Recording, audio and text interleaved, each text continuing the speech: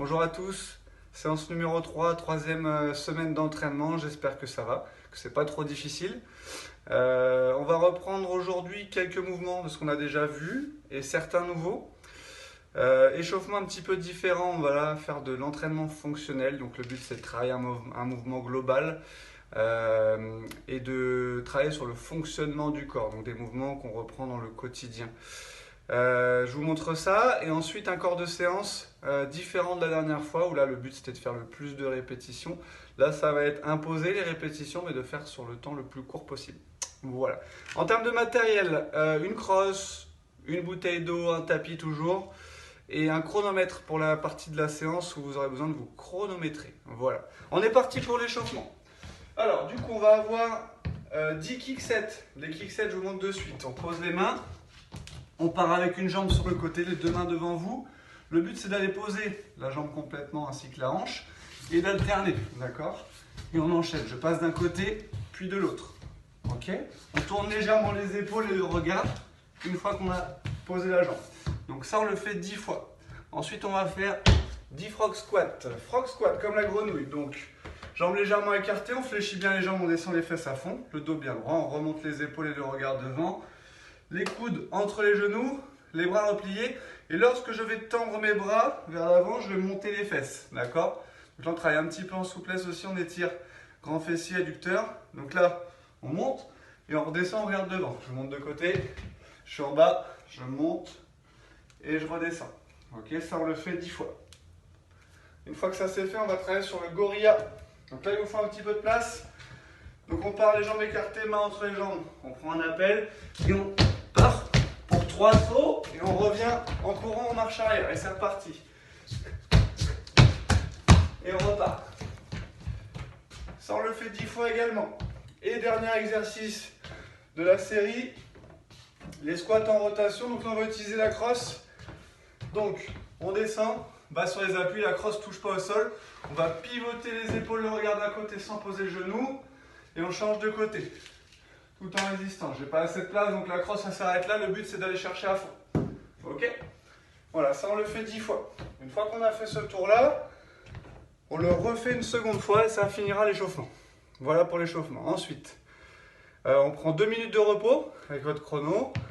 Et le corps de la séance, 4 exercices avec un squat jump, des fentes croisées, un crunch pour les abdos et des burpees comme on a vu la dernière fois. Donc on part sur 4 tours. Le but c'est de chronométrer le temps minimum possible avec 10 squat jump. Donc on descend, on pousse et on amortit. Ok? On tend bien les bras quand on pousse et je veux un bon amortissement. On le fait 10 fois. Ensuite les fentes croisées. Main devant, on va en faire 20. On vient croiser la jambe derrière et descendre sur la jambe d'appui. Tac! On repose le pied et on change. D'accord? Il faut bien que le pied vienne glisser sur le cou du pied ici. D'accord? Donc il faut que le sol soit un petit peu glissant. Ne faites pas ça sur du goudron. Faites ça sur un carrelage, un parquet. Et avec des chaussures. Tac! Ou des chaussettes. Ok? Donc ça on en fait 20. On va s'apercevoir que ça va encore tirer bien fort l'adducteur et les grands fessiers. Muscles spécifiques au mouvement du patinage. Ensuite on prend le tapis. Tac, je vais mettre légèrement de côté. On va utiliser la crosse encore, faire des crunchs. Top là. Des crunchs avec la crosse. Donc les pieds sont au sol, prise largeur des épaules. On vient poser le dos, on touche, on ramène et on vient cacher les oreilles. Ça fait 1, 2, 3. Ok? Si jamais ça on n'y arrive pas, on pose la crosse. L'option numéro 2, le mouvement de la semaine dernière avec Jérémy.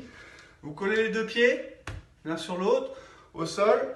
On vient poser le dos, les mains touchent le sol. On vient toucher les pieds devant. On touche derrière, on touche devant. Ok? Ça, on part sur 10 répétitions. Et ensuite, on finit sur 15 répétitions. Sur 5, pardon. Sur 5 répétitions. Avec la crosse au milieu. Donc là, on reprend le burpees de la semaine dernière. Donc, je rappelle les options. Genoux. Je pose le buste, je repousse un pied, deux pieds, je saute au-dessus de la crosse.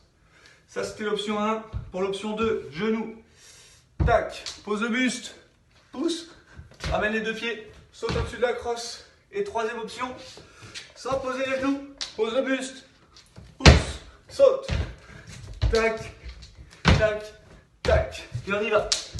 Ok, ça on le fait 5 fois. Donc je rappelle, 10 squat jump, 20 fentes croisées, 10 crunch ou 10 sit-up suivant votre niveau et l'option choisie, et 5 burpees au-dessus de la crosse. Ok, ça on le fait 4 fois.